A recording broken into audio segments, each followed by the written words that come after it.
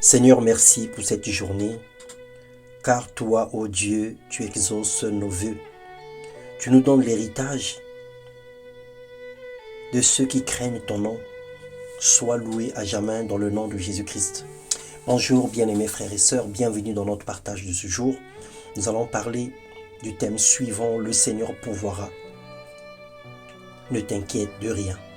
Dans Philippiens 4, le verset 6, la Bible déclare « Ne vous inquiétez de rien, mais en toute chose faites connaître vos besoins à Dieu par des prières et des supplications, avec des actions de grâce, et la paix de Dieu qui surpasse toute intelligence gardera vos cœurs et vos pensées en Jésus-Christ. » En effet, bien-aimés, la peur de ne pas y arriver demain, la peur de savoir comment faire pour manger ou boire, comment faire pour payer son loyer, pour subvenir aux besoins de sa famille, la peur de réussir, toutes ces peurs gagnent les cœurs de plusieurs chrétiens en dépit de ce que l'œil voit et de ce que l'oreille entend, en un mot, en dépit ou en fonction de la réalité.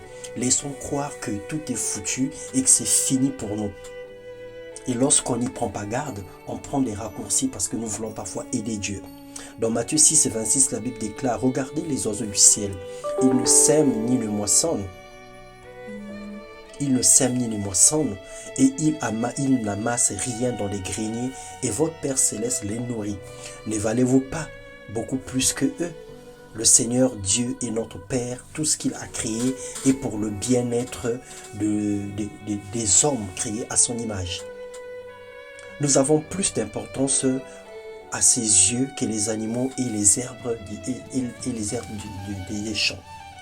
Alors ne pleure pas pour ta vie, ne t'inquiète pas du lendemain, parle à Dieu, présente-lui tes besoins et attache une promesse de la parole relative à cette demande et exprime-toi humblement tout en rendant grâce à Dieu en toutes choses et en toutes circonstances. En attendant l'exaucement, demeure dans la joie, demeure dans la louange jusqu'à ce que vienne la réponse de Dieu. Il est question que tu parles, que tu t'exprimes, que tu rappelles à Dieu les promesses inhérentes à ta demande, que tu dises à Dieu ce que lui-même il avait promis en fonction de ta situation. Et Matthieu 6, 31, la Bible dit « Ne vous inquiétez donc point et ne dites point que mangerons-nous, que boirons-nous, de quoi serons-nous vêtus ?» Alors arrête de t'inquiéter. Arrête de t'inquiéter, fais confiance en l'Éternel, fixe tes regards vers lui et le Seigneur qui est le maître de temps et des circonstances, qui n'abandonne pas ses enfants, il viendra au secours de tes manquements et de tes faiblesses. Que Dieu comble des bienfaits toutes les familles où ce message arrive ce matin, dans toutes les maisons où ce message est lu.